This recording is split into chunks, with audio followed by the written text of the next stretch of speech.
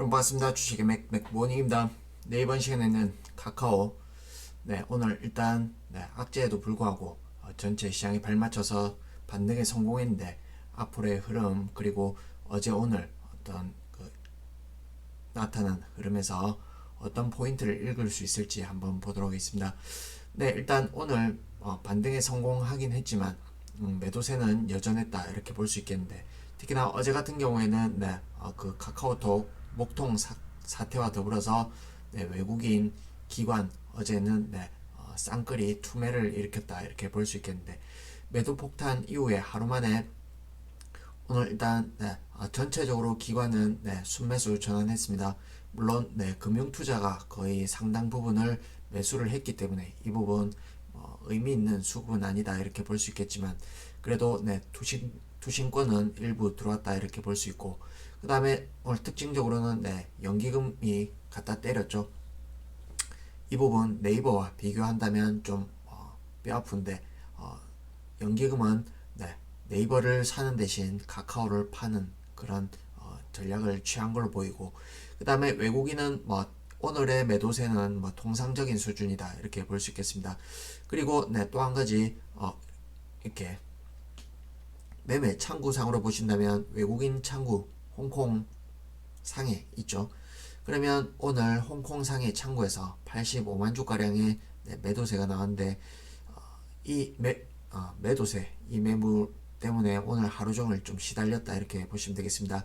이 부분을 제외하면 그래도 사는 외국인도 있었다, 일방적으로 파는 외국인은 아니었다 이렇게 본다면, 그래도 반전의 모멘텀, 어떤 심리가 일부 개선될 수 있는 여지는 여전히 남아있다 이렇게 보시면 되겠습니다. 그리고 어제 같은 경우에는 일단은 목통 사태로 인해서 주말간의 목통 사태 이후에 월요일 첫 장이었죠. 그래서 개파락이 크게 나왔다. 그리고 장중에 흔들림이 상당했죠. 근데 여기 보시면 지난주에 저점 음봉 크게 두드려 맞고 그 다음날 어떤 낙폭과대 반란으로 인해서 큰 폭의 상승이 있었습니다. 그날 상승은 8% 넘는 상승이 있었는데, 그 이후에 주말간의 목통 사태가 있었죠. 그렇게 해서 저점을 다시금 훼손하면서 엄청난 매도세가 있었습니다. 그때 대량 거래가 터졌다 이렇게 볼 수 있고, 거의 1000만 주 가까이 이렇게 거래량이 터졌는데, 이후에 어떤 개파락 자체가 폭이 컸지만 이후에 계속해서 매도세가 거칠다면 음봉으로 내려가는 그런 흐름이 나왔을 수도 있죠. 근데 꼬리를 달고, 어쨌건 시장의 도움도 받았겠지만 어쨌건 꼬리를 달고 이렇게 양봉으로 마감했다. 이 포인트는 그래도 좀 의미가 있지 않나 이렇게 보겠습니다. 그러면 오늘 흐름 같은 경우에는 또 계속해서 장중에 매도 압박을 받았는데, 그러나 오후장 거의 동시효과를 앞두고 그래도 반등에 성공했다 이렇게 볼 수 있겠습니다. 그 부분 이렇게 분봉으로 한번 보신다면 아침에 갭 상승했다가 다시금 보합까지 밀렸다가 급반등 했다가 다시금 매물을 맞죠. 그렇게 하고 저점을 이렇게 높이면서 이렇게 양호하게 그래도 봉을 마감했다. 그러면서 일봉상에 5위평을 올려놓고 상향 돌파해놓고 마감했다. 이 부분은 그래도 다행스럽다 이렇게 보시면서, 그러면 어제는 목통 사태로 인해서 충격으로 이렇게 빠졌다 이렇게 보신다면, 오늘 상대적으로 약했던 그 포인트를 한번 보자면, 역시나 카카오톡 목통 이후에 후속 조치들이 있어야겠죠. 그 부분에서 보상, 피해 보상 이런 이슈도 있을 텐데, 이 부분에 어떤 보상을 하게 된다면 카카오 실질적인 현금 유출 비용이 발생할 수 있다. 이 부분을 오늘 반영했다 이렇게 보시면 되겠습니다. 그리고 같은 카카오 그룹주의 카카오뱅크, 페이, 게임즈 이 종목들은 카카오 대비 상당히 양호한 흐름을 보였죠. 특히나 카카오페이 같은 경우에는 외국인 수급과 함께 더욱 큰 폭으로 상승했고, 카카오뱅크도 3%대 반등이 있었는데, 이 부분 근거로 본다면 만약에 카카오 톡이라는 플랫폼 자체가 뭐 이렇게 무너지는 그런 과정으로 간다, 진행된다 이러면 카카오페이, 카카오뱅크도 결국엔 카카오톡 이 메신저를 기반으로 네, 결국엔 사업을 하는 거기 때문에 이렇게 반등이 올 수 없겠죠. 근데 카카오보다 오히려 페이뱅크가 이렇게 상승세가 강했던 걸로 봐서는 네, 오늘의 카카오가 약했던 부분은 피해 보상 이 부분의 어떤 불확실성을 악재로 인식하면서 상대적으로 약했다 이렇게 해석이 가능하겠습니다. 그리고 네, 연기금 수급 측면에서는 연기금이 네이버는 샀지만 카카오는 팔았죠. 이 부분도 영향이 있었겠다 이렇게 볼 수 있겠습니다. 그러면 우리가 현재 시점에서 네, 저는 바닥 가격을 47,000원, 47,500원을 말씀드려왔었는데 46,500원까지 내려왔죠. 그리고 지금 49,400원인데 현재 가격이 과연 바닥이냐 이렇게 봤을 때는 제가 볼 때는 네, 바닥이다 이렇게 설명드립니다. 물론 네, 장기적 관점에서 카카오가 어느 수준의 레벨까지 올라오고 다시금 새로운 도약을 할지는 그건 추후 지켜봐야겠습니다만 현재 자리는 네, 거의 바닥일 가능성이 높다 이렇게 말씀드립니다. 그 어떤 근거는 일단 네이버 기준으로도 네, 코로나 전 저점 코로나 팬데믹 때 저점 수준까지 빠지고 나서 지금 서서히 지금 올라오고 있는데 이후에 네, 카카오는 네, 추가적인 악재가 있었죠. 그 부분에 이어서 저점을 이탈하면서 좀 회복이 네이버보다 상대적으로 좀 느리게 진행되고 있을 뿐 네이버가 현재 바닥을 찍고 이렇게 서서히 계속해서 꾸역꾸역 올라올 거라고 봅니다. 그 부분에서 카카오도 그런 흐름을 따라서 진행될 가능성이 높다. 이 포인트 하나 볼 수 있겠고 그 다음에 네, 카카오 그룹주를 한번 보시면 카카오뱅크 네, 같은 카카오가 이 계열사의 지분을 상당 부분 쥐고 있기 때문에 어떤 계열사의 지분가치 하락 내지는 지분가치 상승 이 부분도 무시할 수 없다. 그런 관점에서는 네, 그룹주 동향도 같이 보면 좀 도움이 될 수 있다. 힌트를 얻을 수 있다. 이렇게 볼 수 있겠는데 물론 카카오뱅크가 전체적으로 네, 대바닥을 찍었다. 뭐 이렇게 단정 지을 수는 없겠습니다만 네, 거래량이 일부 증가하면서 최근에 보시면 뭐 언론, 매스컴 비롯해서 상당히 매를 맞고 있는데 그 부분과 그 다음에 고점 대비 하락률 지금 현재 82%, 83%의 하락률을 보였습니다. 이 부분 그리고 카카오페이를 한번 보시면 네, 고점 대비 85%가 넘는 하락을 보였습니다. 거의 86%, 87%의 하락률을 보였는데 거의 저점에 다 오지 않았나 이렇게 판단해 보고 그런 관점에서 카카오를 보신다면 역시나 네, 고점에서 72% 정도 하락이 있었습니다. 대형주 그리고 우리나라를 대표하는 대표적인 플랫폼 관련주 대장 대형주라고 차원에서 봤을 때는 상당한 충격적인 하락이다 이렇게 볼 수 있고 그 다음에 네, 단기간에 두 달간의 하락폭을 보시면 40%가 넘는 하락입니다.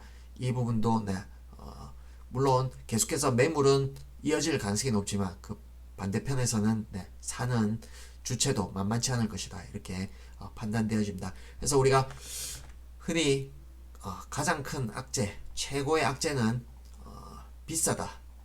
물론 가치 대비 비싸다 이런 측면이겠죠. 그런 차원도 있고 그 다음에 너무 많이 올랐다. 이 부분이 가장 큰 악재입니다. 근데 그러면 반대로 가장 큰 호재는 반대로 네, 싸다.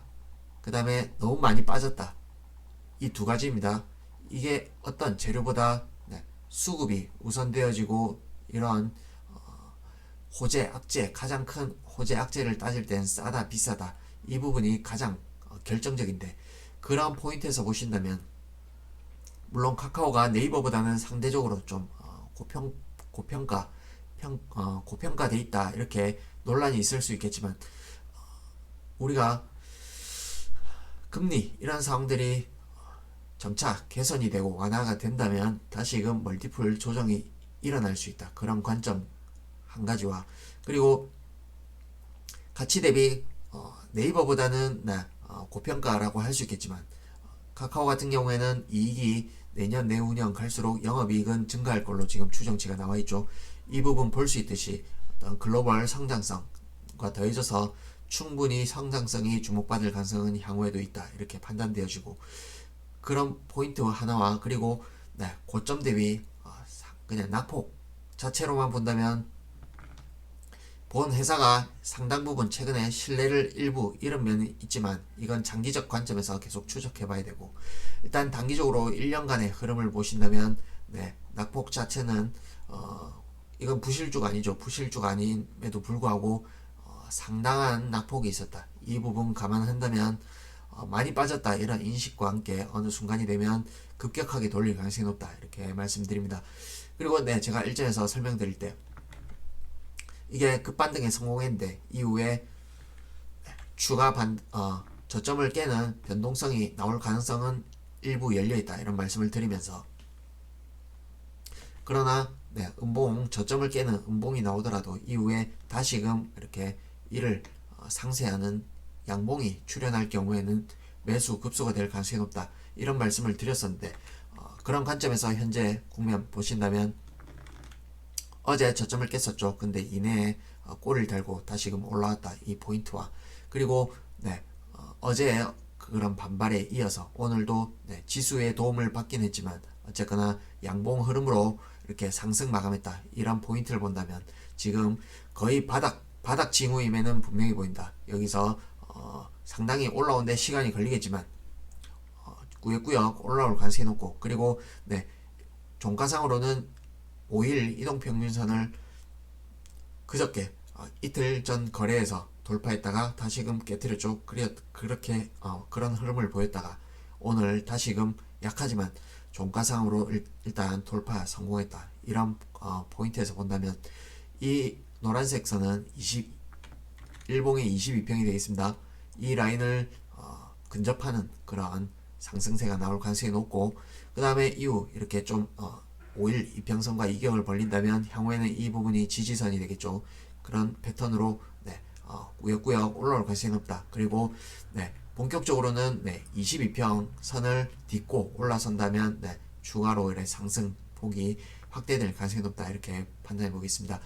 그리고 전체 시장의 어떤 지수 추이도 매우 중요하겠다 이렇게 판단돼 보는데, 그런 관점에서 보신다면 최근에 일각에서 매스컴을 통해서도 상당히 우려감, 공포심을 자아내는, 그리고 조심하자 이런 그런 뉴스들이 많은데, 그럼에도 불구하고 그런 부분 뒤로 하고 지금 글로벌 영국 이슈가 지금 소강 국면, 그 다음에 해소 이런 국면을 지나고 있죠. 그와 더불어서 지금 약간 불안감이 완화되는 쪽으로 지금 가고 있다. 이 부분에서 네, 더 이상의 당장의 어떤 변동성이 커지는 그림보다는 꾸역꾸역해서 점진적으로 이렇게 바닥을 다지고 올라오는 그림이 펼쳐지지 않을까 이렇게 예상해 볼 때, 전체적으로 시장 전체를 봐서도 네, 카카오도 바닥을 찍고 점차적으로 올라올 가능성이 높다 이렇게 보겠습니다. 이후에 뭐 중기 어떤 목표치 자체는 네, 이 추세를 한번 보시면 과거의 반등 패턴에서는 네, 여기 보이는 까만색 62평을 이때는 근접했었고, 이때는 돌파 이후에 122평까지 근접했었죠. 그리고 이때 반등 때도 네, 62평을 돌파하고 122평 근접했었는데, 이번 어떤 전체적인 반등이 나온다면 네, 노란색 122평을 넘어서는 그런 파동이 긴 관점에서 나올 가능성이 높지 않나 저는 이렇게 보도록 하겠습니다. 그래서 지금 매우 힘든 국면을 지나고 있고 상대적으로 뭐 박탈감, 그 다음에 상당히 불안한 위치에 있지만 네, 지금 현재 구간 포기할 단계 전혀 아니다.